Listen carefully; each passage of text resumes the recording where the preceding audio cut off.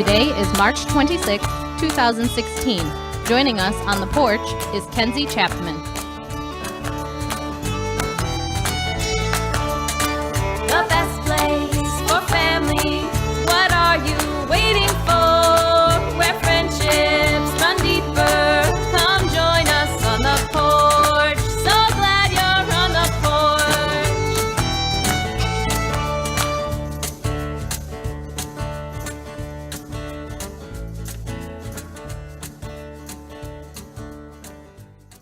Hey kids, you've made it another week and have found yourself sitting in front of your computer, in front of your radio, or in front of your, well, those are really your only two options, but I'm glad that you're sitting there in front of whatever it is, enjoying another episode of On the Porch Radio.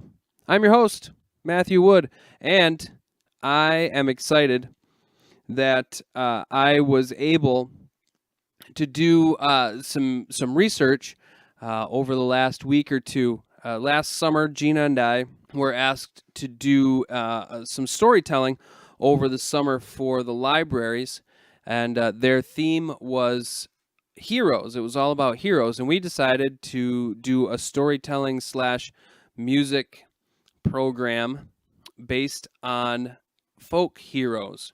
And one of my favorite folk heroes is Johnny Appleseed. And I did some research during the summer, but I decided I wanted to do a little more research. And I found myself at the John Chapman Museum in Ohio. And while I was there, I ran into this nice young lady and her family. And we got to chatting, and they started talking about how they were long descendants of John Chapman, and started explaining how they still have several of the original Johnny Appleseed trees, and they've gotten so old that they don't grow actual apples anymore, but they just grow big wooden lumps that look like apples. And so they've decorated their house and everything that they have with these little wooden lumps.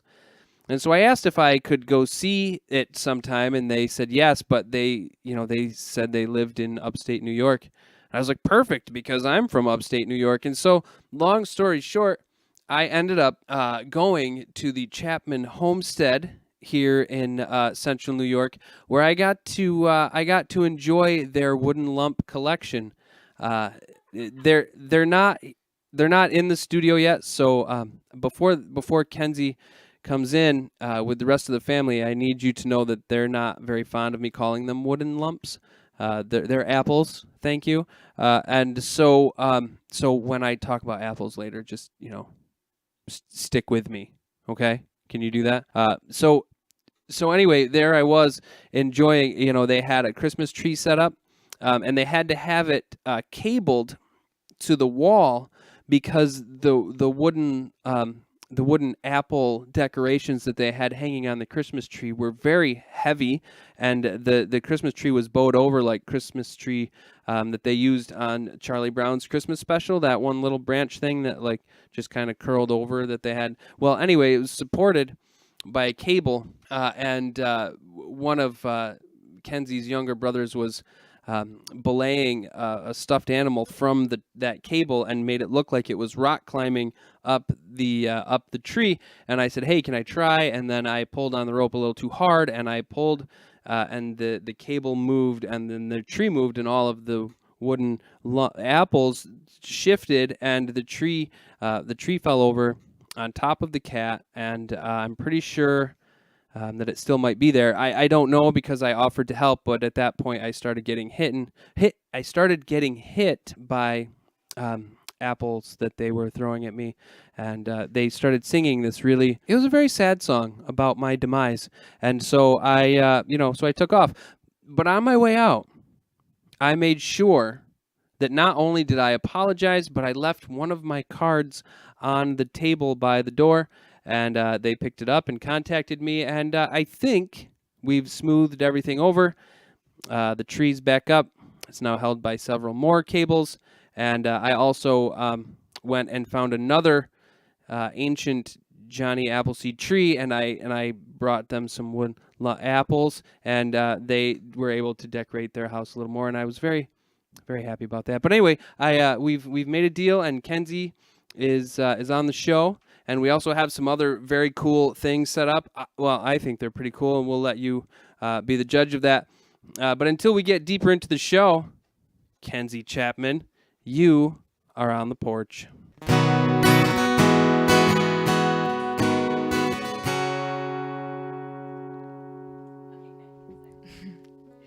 Hey you, did you really think that I would fall for you and be blinded by the lights? Well, it's true, but I'm slowly sinking down when I see right through you. But what keeps me around is I felt love in your eyes, then I found myself falling straight into your arms. Then suddenly I can't even breathe when you're with me. Then I realize, oh, you got me, you got me, you got me, you got me hypnotized. I sit back and wonder why I can't make my mind. I do this every time I come back for more, but then I found myself where I was before. Now we're fighting, you're whining with the stupid, silly things. You're begging and crying, yes, my tears hit the floor. I'm walking out the door as you shout, what'd you leave me for? Then I realize you got me, you got me, you got me, you got me hypnotized. Yeah, you got me hypnotized. I know I said this a million times, but there ain't no going back. This is the last time I'll say goodbye to you. Oh, you have no clue. I know I said this before, but I'm half out the door.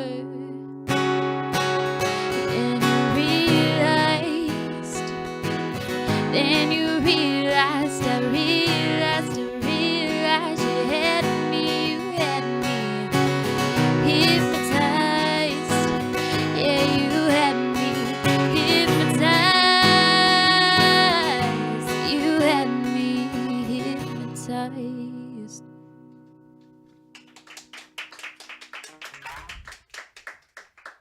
So starting at age 11, teaching herself how to play guitar and sing some songs in the great state of Mississippi. Did I spell that right? Yep. Oh, he did? Mississippi. Oh, yeah. They do it different in Mississippi than they do it up here. What, the way we spell it? Yeah. Well, we have a little song that goes to it. It's like Mississippi. Oh, nice. Yeah, up here we have a song too, but I don't know it. You don't know it. I don't know it. Obviously, because I spelled it wrong. Extra S in there. Yeah. Because I'm excited. And when I'm excited, excited has an extra S too. Excited. See? Excited. Excited doesn't have an S. But I add it like I do in Mississippi.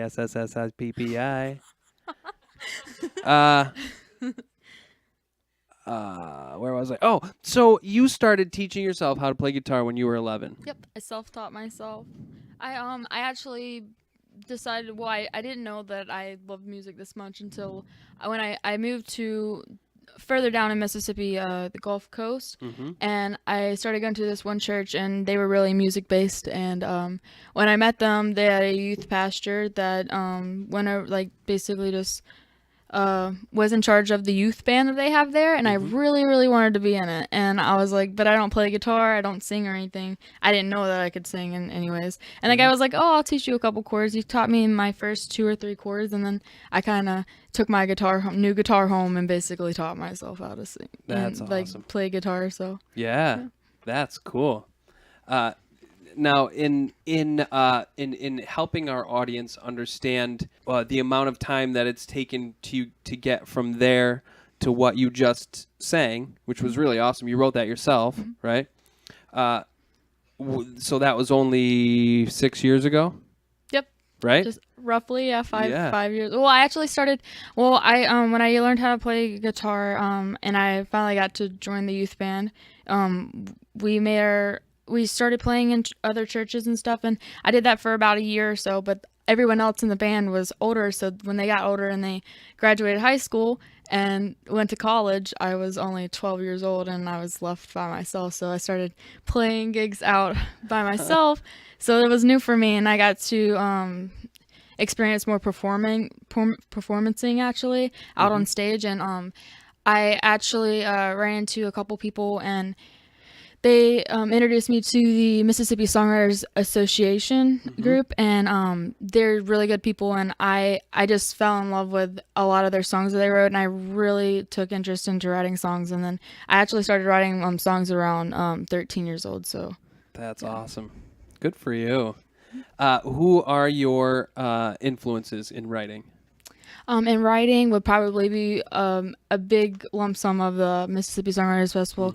We have an actual festival called Mississippi Songwriters Festival, and we have it usually every September, the third week of September. It's a whole weekend where I come from a small town called Ocean Springs, Mississippi. Okay. So we have like downtown. It's usually held downtown, and there's lots of little restaurants and sports bars and stuff. And then usually music is a really big thing down there. So we have this huge festival, and people from Nashville, people all around the country kind of come, and they come listen. And there's like 3 seats in maybe each venue. Okay. And then you have your schedule, and you would go play with 3 other artists, like 2 or 3 other artists, and sing a couple originals there for like 30 minutes, and then you would get up and go to the next spot. So then everybody would rotate, go to the different venues and stuff, and it was really cool. And those people, they write, I've actually studied them a lot and the way they write songs, and that's usually how I base my strategies of writing. And I also met this Travis Meadows, because we actually have a thing down there called it's kind of like On the Porch, but they have like this thing, and it's like I think it's like one day out of the whole month. It's like a Sunday thing, I think. I haven't been in a while since I've been up here for a whole year, but we met this guy named Travis Meadows, and I didn't know him before then, but he's an awesome songwriter, and he wrote a song for Jake Owens on the radio, and that was really good. So that's cool. And just really anybody that writes songs, I think that's a really good talent to have. Like, anyone that's skilled enough to put together something like that, it's just art. So Yeah, you're doing pretty well yourself. Thank you. Would you be willing to play us another one? Another song? Yeah. This next one I'll play for you guys is actually a song I just recently finished. Okay. And it's called Let Me Love You, so hope you guys like this one. Yeah, man. Thanks.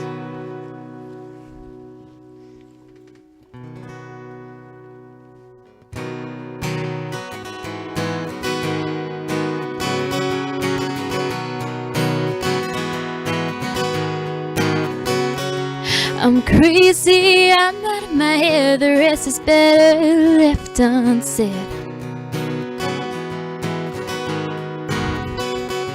Boy, can't you see what you do to me? Our 2 hearts were meant to be. You got a lifetime warranty on my love for you, it's guaranteed. But after all we've been through, I know it's hard and I know what to do. So let me love, let me love, let me love you. Let me love, let me love, let me love you.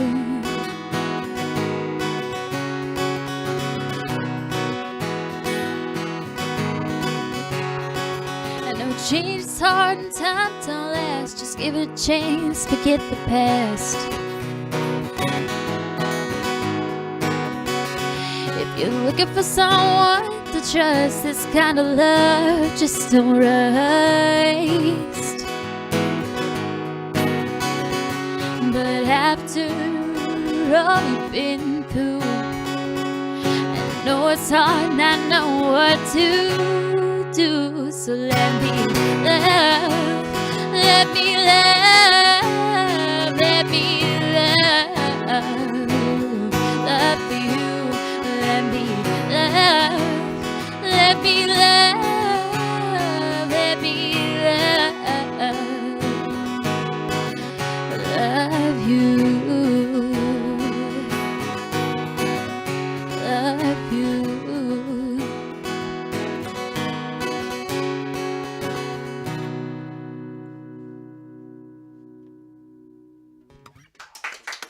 Thank you.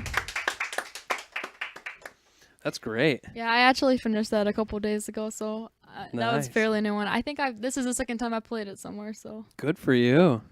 So where are you playing out now then? I've actually been playing with one of my friends that I met about 2 months ago. Her name's Savannah Harmon, and we actually met through a guy named Brian with Backroads Entertainment, and he's really nice. And we've been playing at Destiny a lot, nice. at Revolutions, and we played at we're actually going to be playing next Thursday, the 31st, at Monterey's in Nice. Pinneville. Yeah. So yeah, and we've been just playing at lots of little venues and stuff. Cool. Yeah.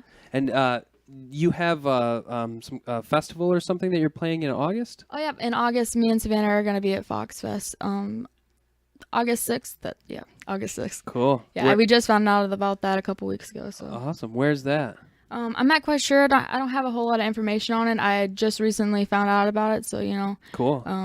I not being from here, I'm not really familiar with the big events, but Yeah. apparently it's a pretty interesting thing, and everybody is really hyped about it. So Awesome. Yeah, that's exciting. Mhm. Good for you. I'm going to check it out. Fox Fest, you said, August 6th. Yep. Okay, cool. Tell me real quick about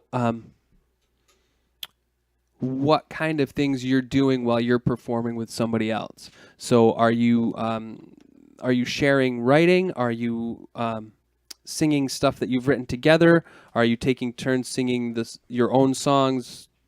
How does it work when you're playing with somebody else out? Oh, when actually me and Savannah have been working for the past couple weeks about we both write our own songs. We haven't written anything together, but we keep saying we should write some stuff together, which would be awesome. I've co-wrote with one of my other friends that I am friends with in Mississippi. But we actually sing a couple covers together. Okay. About roughly an hour worth that we have right now. Cool. And the crowd really likes that. That's more upbeat, and we kind of get when we perform together, we really bond and stuff. So Yeah. and then we just take our own turns of playing by ourselves and stuff, and then sharing our originals and stuff. So Yeah. That's nice. Yeah. That's cool. A little exchange. I like that. so a little bit of everything. Yeah, that's really neat. So when you came up to upstate New York from Mississippi, did you how were you able to get into the music scene? Actually, I had a lot of support with my mom before we actually even moved up to New York, maybe 4 or 5 months prior. My mom kind of looked into the types of musicians here and stuff, and the music pages that they have on Facebook and everything, and kind of just kept sharing a link to my page saying, hey, Kenzie Chapman's going to be moving to upstate New York soon. She's a musician from Mississippi, kind of just introducing myself so anyone from the music industry up here would know that I'm coming here, and that and lots of people welcomed me with open arms and stuff. So that's how I really got into the music scene here. And I played earlier in the year, I played at a Pumpkin Fest in Oswego, and I played at a Mexico Fall Fest, and I played at a couple places in Pinneville. So people really opened their arms up for me, and introduced me to a lot of really neat people. Yeah. Good for you for putting yourself out there like that Thank you. too. Yeah, my mom really helps out with a lot of the promoting for me, and she's a really big help, and I love her so much. Cool. Yeah, absolutely. Absolutely. Good work. That's nice thinking ahead too, like just kind of reaching out, being like I'm involved in the music scene and I want to continue to be involved in the music scene. So what's going on in New York? Yeah, she's really took charge of that since I was 12, really, kind of like my momager. Yeah. It's cute. Like, that is cute. I like that. So Kenzie, it's been really awesome having you on the show. And I really look forward to following everything that you're doing and keeping track of you. That kind of sounds weird, but just kind of keeping I up have with you. lots of Yeah. people that keep track. Like, I have a Facebook page, Kenzie Chapman Music. You can go on there, like it, and I usually always update constantly, several times before I have a show. I always especially my mom, she shares everything, promotes it, so really big. So if you have me on Facebook, I don't think you can miss it. It's all over. Perfect. All over my feed. So yeah. Awesome. You knew exactly where I was going there. That's good. And it's Kenzie. Yep. Chapman. Perfect. Kenzie Chapman. Awesome. Cool. Thanks so much for being on the porch. Can you, if you got one more for us? I have one more. I'm gonna sing another song that I wrote a few years back. I turned 17 in August 8th actually, and I wrote this song when I was 13. It's called Nothing But Trouble. Cool. So.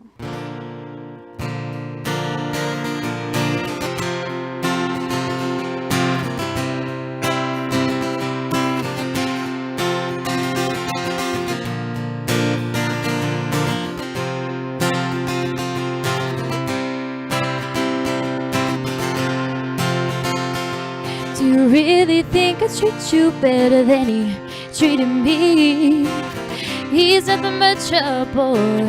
Can't you see? He's got evil in his eyes and that crooked smile. Once he think he's got you, he'll just play you for a while. And when he's done, he'll leave you all alone. Then you'll realize I was right on. You better leave before it's too late. 'Cause once he pulls you under this, no escape. He's nothing but trouble. Yeah, he's a sweet talking, smooth walking son of a gun. Girl, I'm telling ya, I know it seems like fun. You better wake yourself up and run, run, run. Ain't nothing but trouble. Ain't nothing but trouble. Ain't nothing but trouble. Yeah, he's just too think good to be true. When he comes home late at night, all choked up in a glass, then he'll start to fight. He keeps reminding it's all fun and games till you're the one crying. You better listen to me. Can't you see he's nothing but trouble? Yeah, he's a sweet talking, smooth walking son of a gun. Girl, I'm telling ya, I know it seems like fun. You better wake yourself up and run, run, run. Ain't nothing but trouble. Ain't nothing but trouble. Ain't nothing but trouble. Yeah, he's just too, it ain't good to be true. Yeah, he ain't settling down kind. Keep this in mind. It's too much pain to bear. To love a man, you have to share. Ain't nothing but trouble. Ain't nothing but trouble. Ain't nothing but trouble. Yeah, he's just too, it ain't good to be true.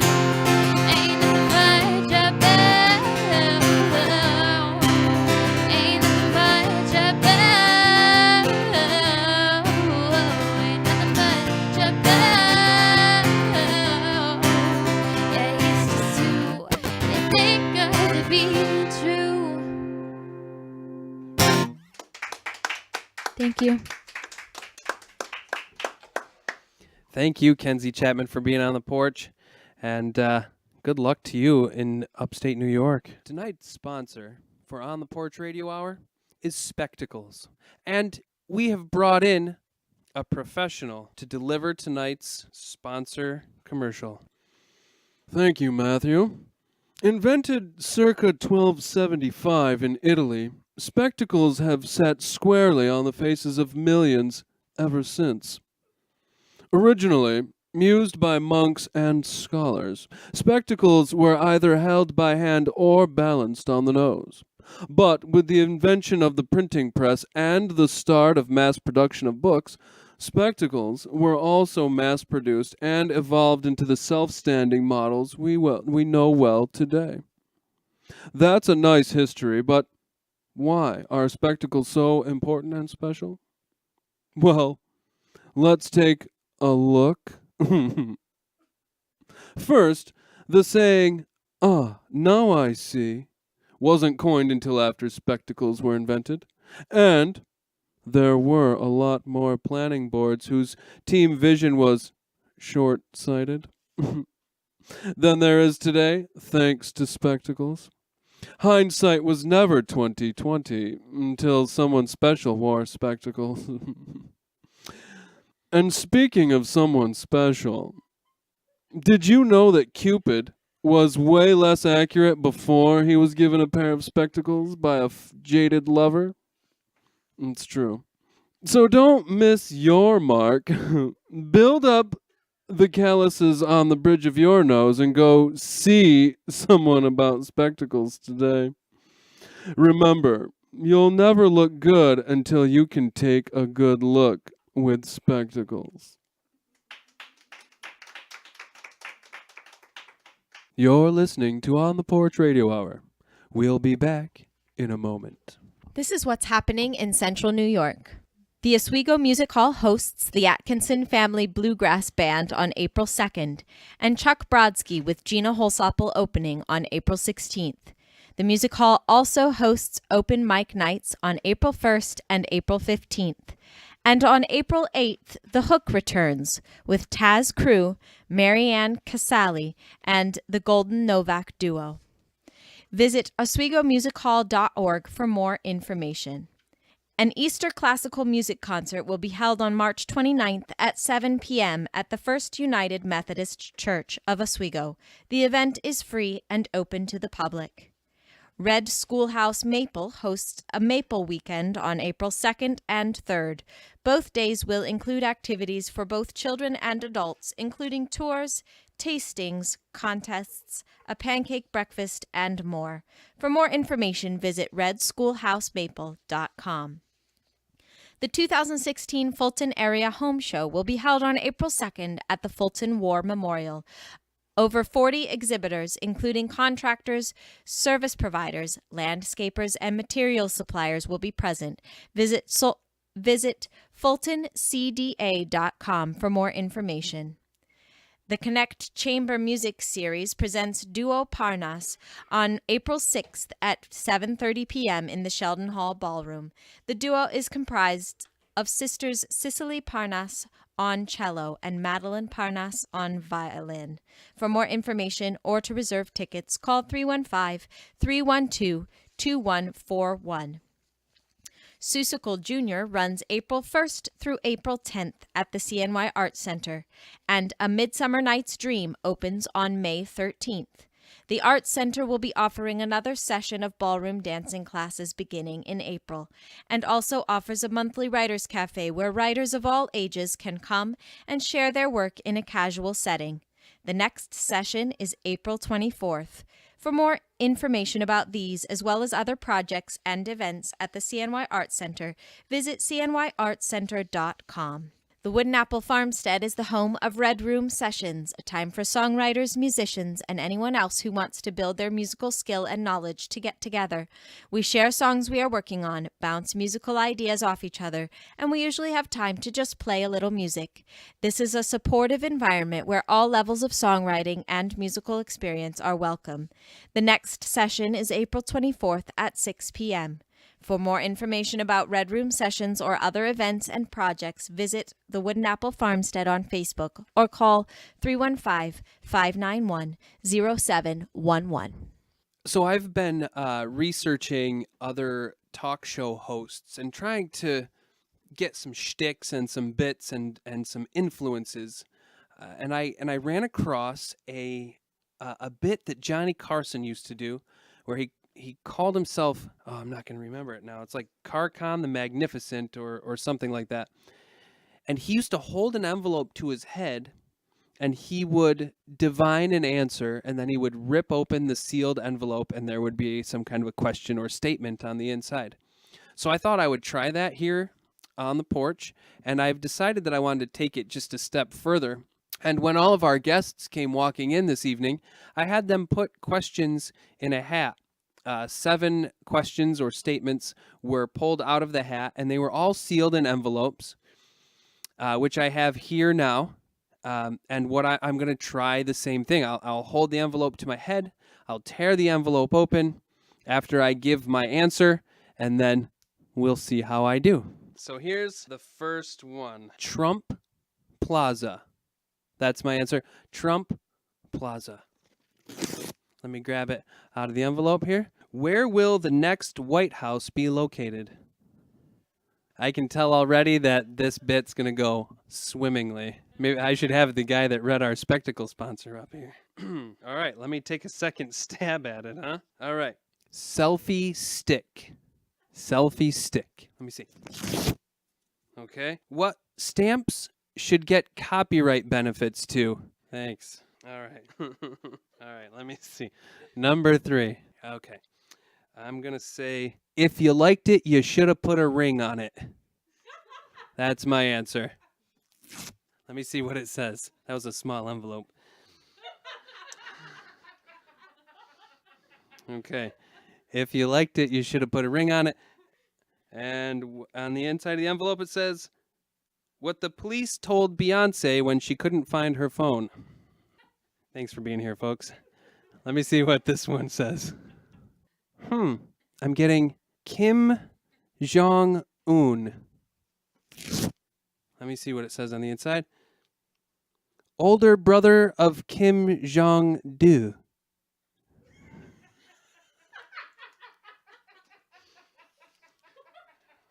Hey, our guests are witty. Our guests are witty. Let me see. All right. Let me try this one. I'm getting National Wildlife Refuge Militia Leader. Let me see. Is that right? National Wildlife Refuge Militia Leader. Yeah, that is right. What will be Pee-wee's next big adventure? Come on. Come on. I didn't write this stuff. Let me see. All right. Here's another one from one of our guests on the porch. Iran. How did you get here on time? That's... I don't know. All right, I'm going to do one more. One more. Oh, this envelope's thick. Let me see. I'm getting Caitlyn Jenner's bikini top. Let me see what it says on the inside. Caitlyn Jenner's bikini top. What is the next thing the FBI will ask Apple to open? Well, I'd like to thank our guests for submitting those topics. That was a lot of fun for me, and I hope I get to take that task on again sometime. Thanks for being here.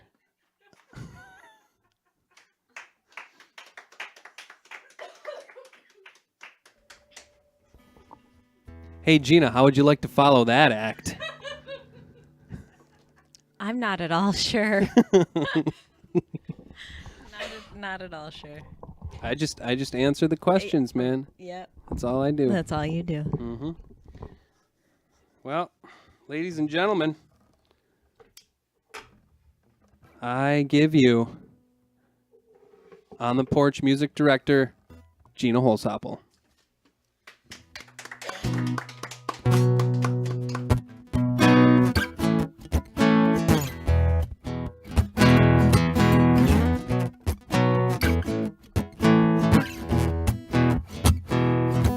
Started throwing rocks, but she missed my chest, and still I don't breathe so well. And the business of believing the daily press is getting harder and harder to sell. I want no more pretty pictures, spare me the lectures, it's not quite what you think. And I am ready for the punchline, isn't it about time you say the joke is not on me? I am a drop of water, waiting, poised to take a nosedive here at the end of my journey from the ground, feeling alive, headed down, headed down.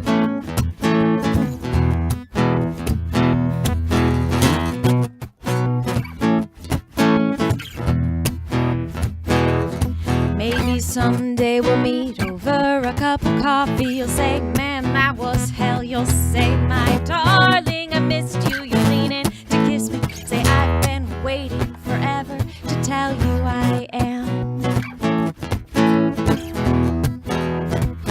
a drop of water, waiting, poised to take a nosedive here at the end of my journey from the ground, feeling alive, headed down, headed down.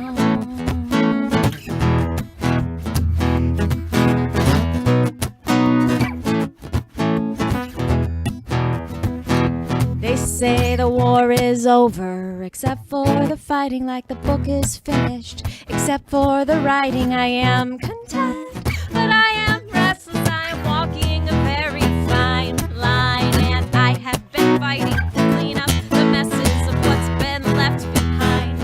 I find a bit of poetry in everything that I see. Now it's 3 a.m. and I'm headed home after a long time gone. I am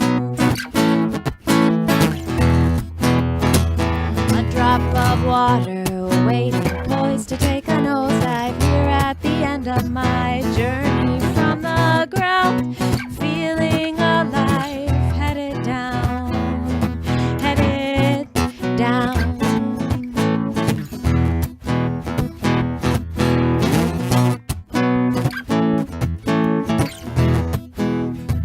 She told her prince she'd be waiting, so he would get her, but princes, they rarely come. So she sat there for hours, deliberating, and then she moved on.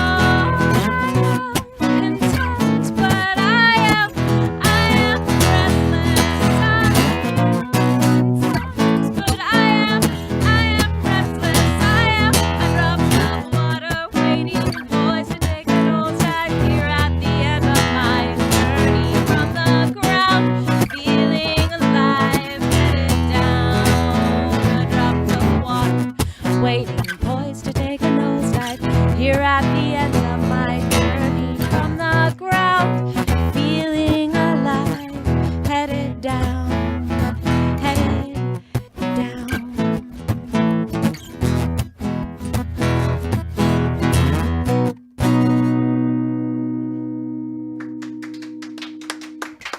Thank you. So I'm going to try something new this evening. Well, right now I'm going to try something new, and then later this evening I'll be trying it again. So I've decided to enter into a storytelling competition. So when the show's over today, I'll be headed down to Lafayette to enter into a storytelling contest. And usually I have a basic idea of what I want to do, and then I tell the story from there. But I've already attempted to tell this story once, and I've made a couple of tweaks, and so I'm going to try it again to get one more practice in before the contest. So here we go. I guess it's not important. Okay. May 6th, 1927.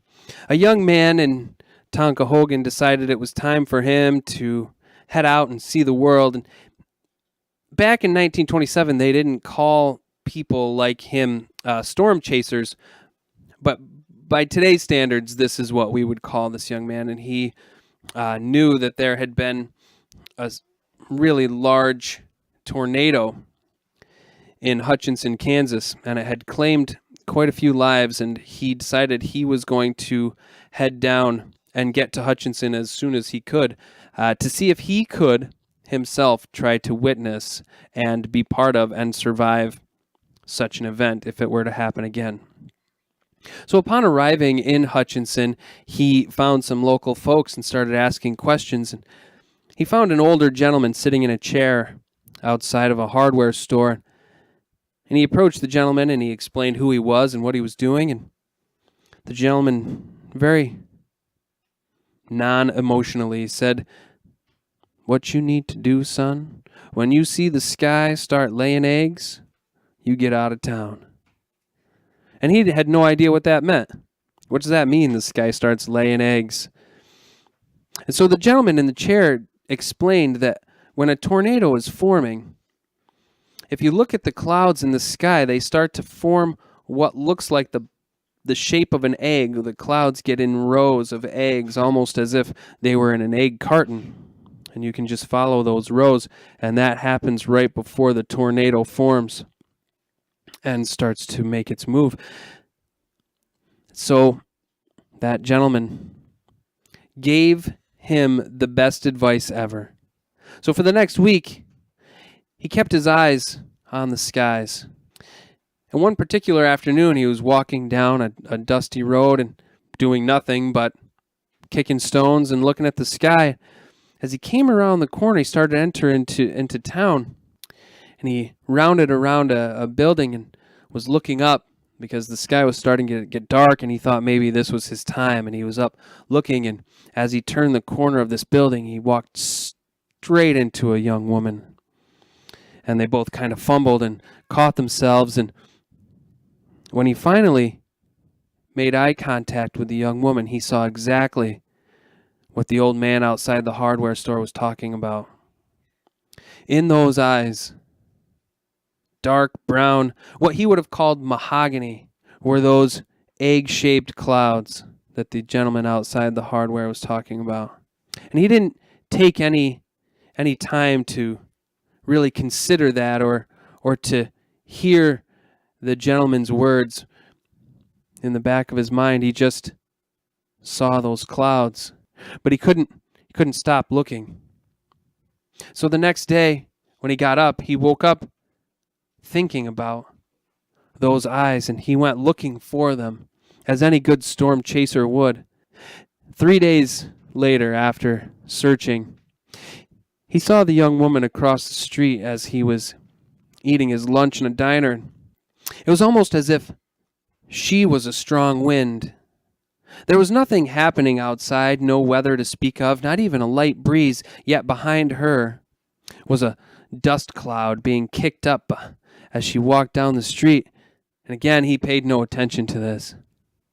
And he pursued, reintroducing himself, and she stated that she knew exactly who he was and what he was doing in town, and she invited him over to her house that evening for dinner. And as he entered the house, he noticed a sudden temperature change, and there was a constant rumbling, as if there was a train always coming but never passing the house. It was almost like he could feel it, too, as he sat down at the table, and as he looked into those mahogany eyes across that table, there they were. The sky, the clouds in those mahogany eyes just laying eggs, and a smile that he couldn't understand, a smile that left her mouth and ended at her eyes fully open but yet squinted in the corners perfectly. And as she spoke, he was mesmerized. After having what he thought was a good evening, he knew they'd had great conversation, but he couldn't remember any of it. As he was walking out, saying goodnight, he asked if he could give her a hug and thank her for the evening. And as she took him into her arms, That rumbling that he thought he heard when he came in earlier got louder, and he could hear the dishes in the cupboards clanking against each other. And he looked out the window over her shoulder, and there was nothing happening outside. There was no wind. Yes, it was evening, but you could still see that there were no clouds in the sky. And as what felt like the world crushing in around him, he could hear all of the people back in Tonkahogan swimming through his head, saying, "Come home, man, come home." But he couldn't. He was there. He was chasing the storm. But he did participate in singing along with those voices to the steady rhythm, the rumbling of what sounded like a train, the rhythmic clanking of the dishes, the howling of wind. This is my home. This is my only home. This is the only sacred ground that I have ever known. And should I stray in the dark night alone, rock me, goddess, in the gentle arms of Eden. Rock me, goddess, in the gentle arms of Eden.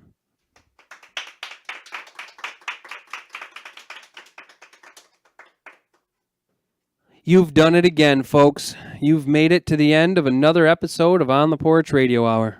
And I want to thank you for sticking it out. I want to thank you for being here. I want to thank everybody on Concert Window for listening. Thanks. Thanks for paying attention and watching us live. It's always fun to know that you're here. And I want to thank everybody that's listening on our website, www.ontheporch.weebly. Hold on. I want to thank everybody that's listening on our website, www.ontheporch.weebly.com. What the hell? Once again, as I do every week, I want to thank you for listening to all of our archived episodes, including this one, on our website, which, as you know, can be found at www.ontheporch.weebly.com. So, thanks for being here. And the 31st, we won't be recording a show because we're going to be at Seussical Jr., which you should check out at the CNY Arts Center. We will be back on April 7th, though, with Heather Plyler from Soul Hooping, and with a personal friend of mine, musician Mark Warner. And on June 9th, we're going to be recording live from the Hall Newman Center at SUNY Oswego. We also have upcoming guests Joanne Sherwood, Eric Mena, Jim Farfaya, Jenny Gordon, and Shane and Nona Amering. We record live on Thursday evenings from the Wooden Apple Farmstead in Palermo. Stay tuned. And until then, peace to your journey.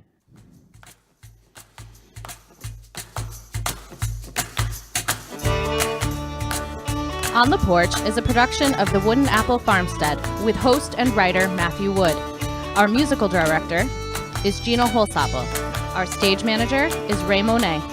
Tonight's sound technician is Gina Holsapple. This week's show is recorded live from Wooden Apple Farmstead in Palermo, New York. This week's guest is musician Kenzie Chapman. Find information about past shows, being on the porch, and much more online at ontheporch.weebly.com.